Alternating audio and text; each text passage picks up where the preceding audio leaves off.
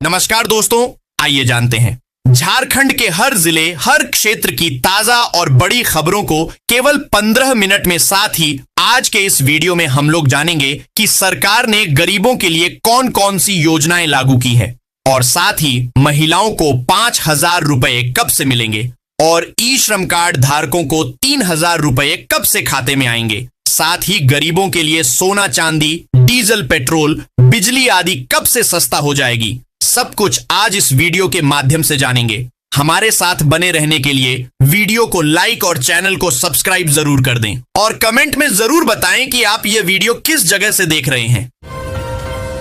झारखंड में इन दिनों मौसम लगातार करवट बदल रहा है। राज्य में कभी तापमान 36 डिग्री सेल्सियस तक पहुंच रहा है तो कभी 30 डिग्री के आसपास ठहर जा रहा है। इस बीच मौसम विभाग ने 3 दिन राज्य के कई हिस्सों में बारिश होने की संभावना जताई है। मौसम विभाग के एक अधिकारी ने गुरुवार को बताया कि झारखंड के कुछ हिस्सों में 7 मार्च से हल्की बारिश होने की संभावना है। उन्होंने आगे कहा कि बारिश के बाद तापमान में और वृद्धि होने की उम्मीद है। कांग्रेस झारखंड में नगर निकायों में अपनी स्थिति मजबूत करने की तैयारी में है। रांची नगर निगम में डिप्टी मेयर पद जीतने के लिए पार्टी अपने पार्षदों को एकजुट कर रही है। इसके लिए एक समिति गठित की गई है जिसमें सुबोधकांत सहाय जैसे वरिष्ठ नेता शामिल हैं। झारखंड सरकार लातेहार के नेत्रहाट में जमशेदपुर के निक्को जुबली पार्क की तर्ज पर एक एम्यूजमेंट पार्क बनाएगी। नेत्रहाट, जिसे पहाड़ों की रानी कहा जाता है, अपनी प्राकृतिक सुंदरता और सूर्यास्त के लिए प्रसिद्ध है। इसके विकास के लिए 43.08 करोड़ रुपए स्वीकृत किए गए हैं। अंतर्राष्ट्रीय महिला दिवस पर रांची रेल मंडल 8 मार्च को एक विशेष रांची इरगांव मेमू पैसेंजर ट्रेन चलाएगा। इस ट्रेन का संचालन पूरी तरह महिला कर्मियों द्वारा किया जाएगा, जिसमें लोको पायलट से लेकर गार्ड और आरपीएफ तक शामिल होंगी। रांची समेत झारखंड के कई जिलों में 7, 8 और 9 मार्च को मेघ गर्जन के साथ हल्की वर्षा की संभावना है। मौसम विज्ञान केंद्र रांची के अनुसार दक्षिणी और उत्तर पूर्वी हिस्सों में बारिश हो सकती है। जामुमो ने बिहार के बदलते राजनीतिक समीकरणों पर भाजपा पर तीखा हमला बोला है। पार्टी के महासचिव विनोद पांडेय ने कहा कि भाजपा ने नीतीश कुमार की राजनीतिक हत्या की और जनादेश का अपमान किया। कांग्रेस ने नीतीश कुमार के राज्यसभा नामांकन पर भाजपा की रणनीति का शिकार होने का आरोप लगाया है। कांग्रेस नेताओं सतीश पाल मुंजनी और लाल किशोरनाथ शाहदेव ने इसे बिहार के जनादेश के साथ खिलवाड़ बताया। पेयजल स्वच्छता विभाग झारखंड में 15,000 खराब हैंडपंपों की मरम्मत करेगा, जिनकी सूची जल सहिया डैशबोर्ड पर अपलोड करेंगी। 210 करोड़ रुपए की लागत से 8,000 नए हैंडपंप भी लगाए जाएंगे। रांची के बिरसा मुंडा एयरपोर्ट के विस्तार में 14 साल से जमीन अधिग्रहण की बाधा है। मुआवजा देने के बावजूद 303 एकड़ जमीन एयरपोर्ट प्रबंधन को नहीं मिली है। पूर्व राज्यसभा सांसद महेश पोद्दार ने कोयम्बटूर और रांची हटिया के बीच प्रस्तावित दैनिक ट्रेन सेवा के शीघ्र परिचालन की मांग की है। उन्होंने उपराष्ट्रपति सीपी राधाकृष्णन को पत्र लिखकर इस पर आवश्यक पहल का अनुरोध किया। झारखंड सरकार की मुख्यमंत्री रोजगार सृजन योजना CMEGP युवाओं को स्वरोजगार के लिए प्रोत्साहित करती है। इसके तहत राज्य के अनुसूचित जाति, जनजाति, पिछड़ा वर्ग और दिव्यांग युवाओं को व्यवसाय शुरू करने के लिए 25 लाख रुपए तक का आरण दिया जाता है। इसमें 40% तक की सब्सिडी और कम ब्याज दर की सुविधा है, जिससे आर्थिक रूप से कमजोर युवा आत्मनिर्भर बन सकें। झारखंड सरकार की मैया सम्मान योजना के तहत राज्य की महिलाओं के लिए एक बड़ी खुशखबरी आई है। अब पात्र महिलाओं के बैंक खातों में 2,500 रुपए की सम्मान राशि आनी शुरू हो गई है। पूर्व में यह राशि 1,000 रुपए थी, जिसे सरकार ने अब बढ़ाकर 2,500 कर दिया है। यह आर्थिक सहायता महिलाओं को स्वावलंबी बनाने और उनकी छोटी बड़ी जरूरतों को पूरा करने में मददगार साबित होगी। इस कदम से ग्रामीण और शहरी क्षेत्रों की लाखों महिलाओं के जीवन स्तर में सुधार आएगा। यह योजना सही मायने में महिला सशक्तिकरण और उनके सम्मान को बढ़ावा दे रही है। प्रधानमंत्री किसान सम्मान निधि योजना के तहत करोड़ों किसानों को जल्द ही 6,000 रुपए की वार्षिक सहायता राशि प्राप्त होगी। यह राशि सीधे किसानों के बैंक खातों में 3 किश्तों में भेजी जाती है। इसका मुख्य उद्देश्य खेती के खर्चों में मदद करना और किसानों को आर्थिक रूप से सशक्त बनाना है। यह योजना न केवल किसानों की आय में वृद्धि करती है, बल्कि उन्हें साहूकारों के कर्ज से भी बचाती है। समय पर मिलने वाली यह मदद कृषि विकास में महत्वपूर्ण भूमिका निभाती है। सहारा इंडिया के निवेशकों के लिए एक बड़ी राहत सामने आई है। अब निवेशकों के बैंक खातों में 50,000 रुपए तक की राशि वापस आनी शुरू हो गई है।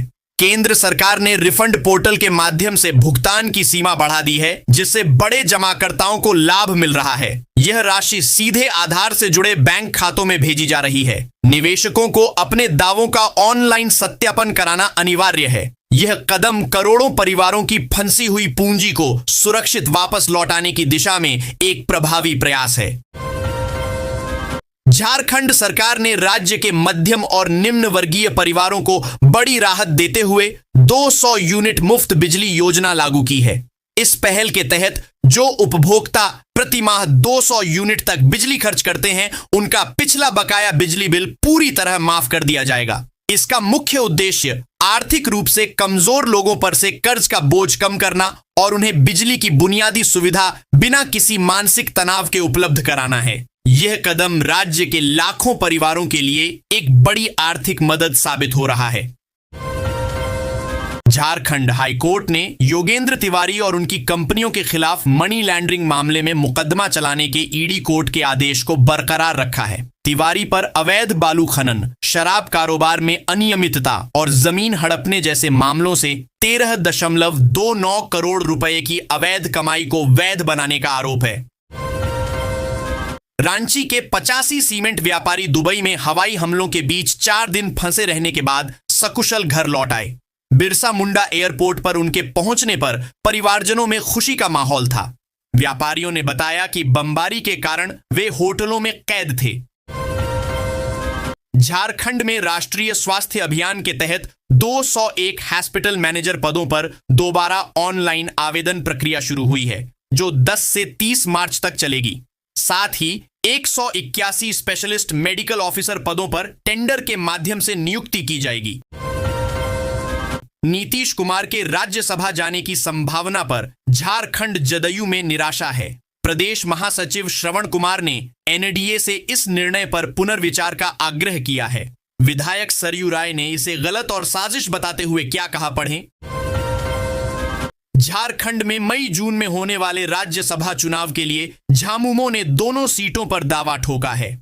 दिशोम गुरु शिबू सोरेन के निधन और दीपक प्रकाश का कार्यकाल समाप्त होने से 2 सीटें खाली हो रही हैं। सत्तारूढ़ गठबंधन के पास बहुमत है, पर 1 सीट पर कांग्रेस भी दावा कर रही। जमशेदपुर के वरीय पुलिस अधीक्षक पीयूष पांडेय ने तत्काल प्रभाव से 17 थाना प्रभारियों का तबादला किया है। इस फेरबदल में साकची, सीताराम डेरा, बर्मा माइंस, सिद्धगोड़ा और टेल्को जैसे कई प्रमुख थानों के प्रभारी बदले गए हैं। टाटा समूह के संस्थापक जेएन टाटा की 187वीं जयंती पर जमशेदपुर का जुबली पार्क दूधिया रोशनी और आकर्षक विद्युत सज्जा से जगमगा उठा।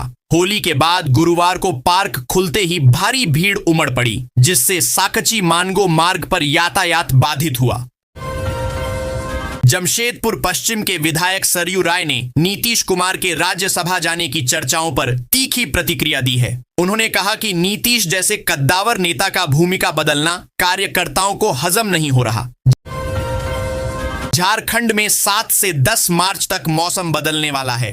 रांची मौसम विज्ञान केंद्र के अनुसार कोल्हान प्रमंडल सहित कई जिलों में बादल छाने और बारिश की संभावना है। 8 मार्च को मेघ गर्जन की चेतावनी दी गई है। इस दौरान तापमान में उतार चढ़ाव से वायरल बीमारियों का खतरा बढ़ सकता है, इसलिए लोगों को सुरक्षित रहने की सलाह दी गई है।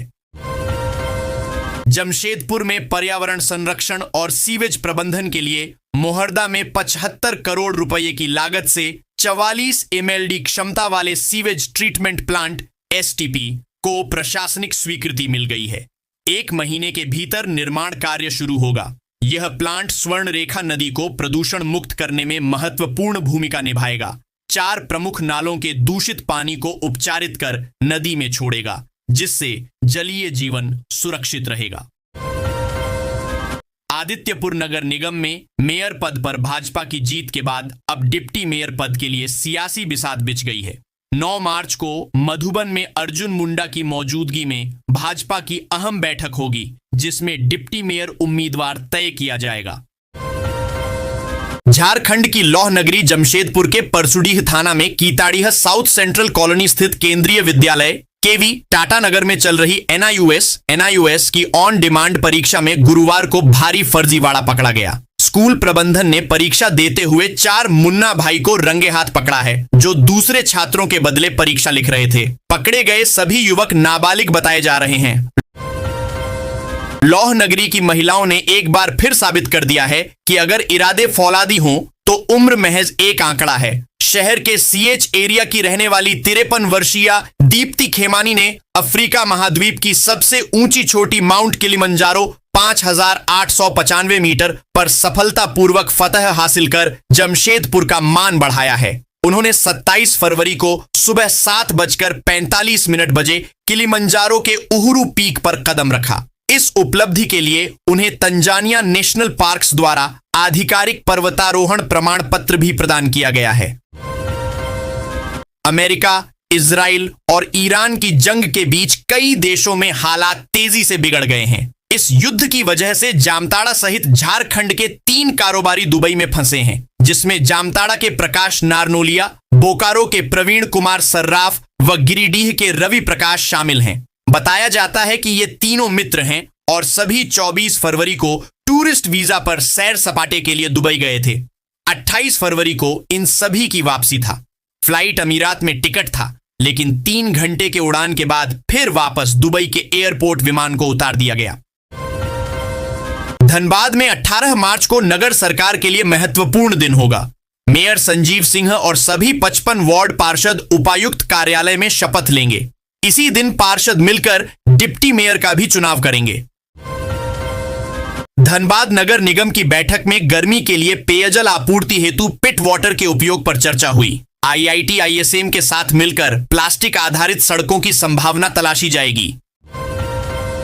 झारखंड के सरायकेला खरसावां जिले के कुचाई प्रखंड अंतर्गत गोमेयाडीह पंचायत ईचाडीह गांव के सेकरेडीह टोला में विधायक फंड से खेल का मैदान और चबूतरे का निर्माण कराया जाएगा। शुक्रवार को सेकरेडीह टोला में हुई ग्राम सभा की बैठक में विधायक दशरथ गागराई ने इस बात का ऐलान किया है। बैठक में पहुंचे विधायक दशरथ गागराई ने ग्रामीणों के साथ संवाद कर उनकी समस्याओं की जानकारी ली।